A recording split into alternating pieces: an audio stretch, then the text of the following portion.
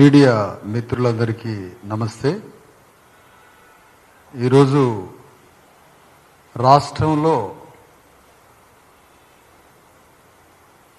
బడబాగ్నిలాగా రగిలిపోతున్న అతిపెద్ద సమస్య ఏదైనా ఉందంటే బీసీలకు సంబంధించిన 42% రిజర్వేషన్ల అంశం. ఈ అంశం న్యాయ ప్రక్రియలో ఆగిపోయింది. 42% రిజర్వేషన్ల యొక్క సాధన పార్లమెంటులో 9th షెడ్యూల్తో ముడిపడి ఆగిపోయింది. ఈ బాధ్యత ప్రధానంగా ముగ్గురు మీద ఉంది. నంబర్ 1, వాగ్దానం ఇచ్చినటువంటి రేవంత్ రెడ్డి మీద 42% రిజర్వేషన్ల ప్రక్రియని 9వ షెడ్యూల్లో పెట్టి పరిష్కరించాల్సిన బరువు బాధ్యతలు ఈ రాష్ట్ర ప్రభుత్వాధినేత రేవంత్ రెడ్డి మీదనే ఉందనేది ఇది జగమెరిన సత్యం. కానీ చిత్తశుద్ధిలో ఆచరణలో 100% విఫలమవుతున్నాడు. కాబట్టి ఆ రేవంత్ రెడ్డి అనే ముఖ్యమంత్రికి తెలంగాణ రాష్ట్రంలో 2.5-3 కోట్ల మంది బీసీలు నీ పట్ల, నీ పని పట్ల ఆగ్రహంతో ఉన్నారు, ఆక్రోశంగా ఉన్నారు. ఈ పనిని నువ్వు వెంటనే ఢిల్లీ పోయి అఖిలపక్ష సమావేశం పెట్టాలి, దాన్ని ఢిల్లీ తీసుకుపోవాలి.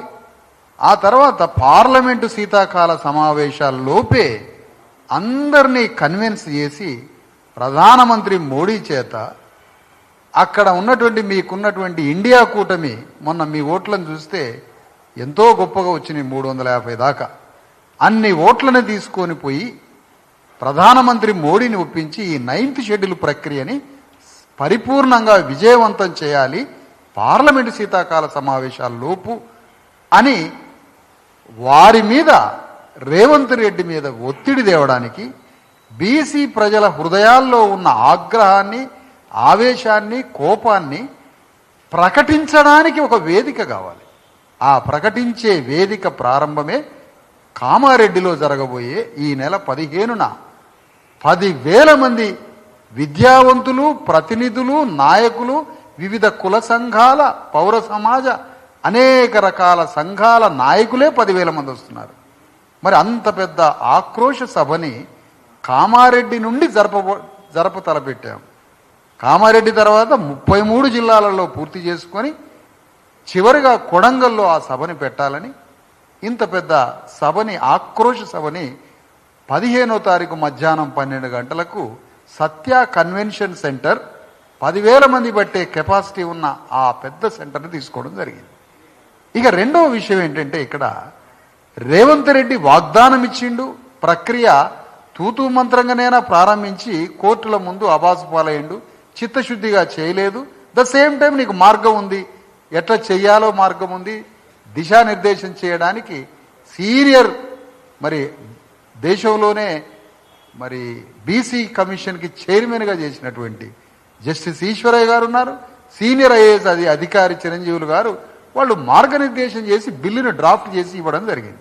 ఆ మాట వినకుండా 9th షెడ్యూల్ ప్రక్రియని వేగవంతం చేయకుండా ఇంకా నిర్లక్ష్య వైఖరి చేస్తున్న దానికి నిరసన ప్రకటిస్తున్నాం. కోట్ల మంది ప్రజల యొక్క ఆక్రోశాన్ని ప్రకటిస్తున్నాం ఆ వేదిక మీద. రేపు ఇమీడియట్గా ఢిల్లీ పోయి శీతాకాల సమావేశాల్లో ప్రక్రియని వేగవంతం చేసి శీతాకాల సమావేశాల్లోనే దాన్ని పరిపూర్ణం చేయమంటున్నాం. ఎందుకంటే ప్రజలు పోయి ఢిల్లీ రోడ్ల మీద పోయి అరవడం వేరు, ఒక ముఖ్యమంత్రి పోయి ఢిల్లీ వేదిక మీద యుద్ధం చేయడం వేరు. ఎంత తేడా ఉంటుంది రెండింటికి? మేము 100 మంది కాకపోతే 500 మందిని పోతాం, పోలీసు వాళ్ళు కర్రలు తీసుకొని అటు ఇటు వెళ్ళగొడతారు, పంపిస్తారు. అదే ఒక రాష్ట్రాన్ని పాలించే ముఖ్యమంత్రి అమాంతం పోయి పార్లమెంటు ముందు కూర్చుంటే, తనకున్న ఎన్డీఏ సంఖ్యని 350 మందితోటి పురమాయించి ప్రభుత్వం మీద ఒత్తిడి తెస్తే, ప్రధానమంత్రి అపాయింట్మెంట్ తీసుకొని అక్కడే కూర్చుంటే, ఇంత శక్తి రేవంత్ రెడ్డి వాగ్దానం ఇచ్చిన అతని మీద ఉంది. కాబట్టి 70% అతని మీదనే పోరాటం మాది. మరి రిమైనింగ్ 30%, అందులో 20% మాత్రమే బీజేపీకి విజ్ఞాపన పత్రం ఇస్తాం, బీజేపీ పార్లమెంటు సభ్యుల్ని గౌరవ చేస్తాం, బీజేపీ పార్లమెంటు నాయకత్వం మీద ఒత్తిడి తెస్తాం, బీజేపీ పార్టీని కూడా నడి బజార్లో దోషిగా ప్రకటిస్తాం. చెయ్యాల్సిన బాధ్యత రేవంత్ రెడ్డి మీద ఉన్నది. కాబట్టి ఈ శక్తి మొత్తం నీకున్నది కాబట్టి అతని మీద ఒత్తిడి తెస్తాం. మిగతా 10% 2.5 కోట్ల మంది బీసీలని పొడిచి చంపుతుంటే మౌనంగా చూస్తున్నటువంటి బీఆర్ఎస్ పార్టీని కూడా బజార్లకి లాగి దోషిగా ప్రకటించబోతున్నాం. ఇట్లా 3 పార్టీల మీద ఆగ్రహంగా ఉన్నాం.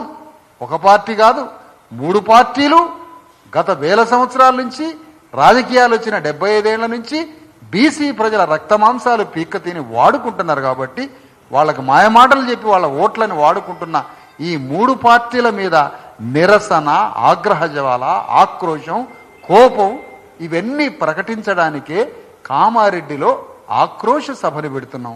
ఈ ఆక్రోశ సభ తెలంగాణ రాజకీయాలలోనే మలుపు తిప్పే సభ ఇది. తెలంగాణ రాజకీయ చరిత్రలోనే ఒక కొత్త మలుపులోకి బీసీ సామాజిక పోరాటాలు, బీసీల రాజకీయ మలుపు అన్నింటినీ ముడిపడి ఉన్నటువంటి సభ.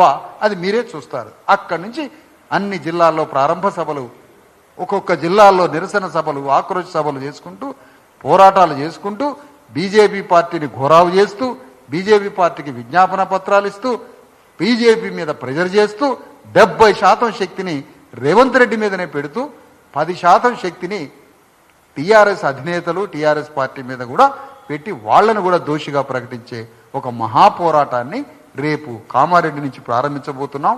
ఆ పోరాటం చేసేటువంటి ఆ ఆక్రోశ సభకి మీడియా వారంతా నైతికంగా, మీడియా పరంగా ఏ రకంగా చూసినా మీ యొక్క భాగస్వామ్యాన్ని, మీ మద్దతుని ఈ సందర్భంగా కోరుతున్నాం. మీడియా వారందరినీ తెలియజేస్తూ సెలవు.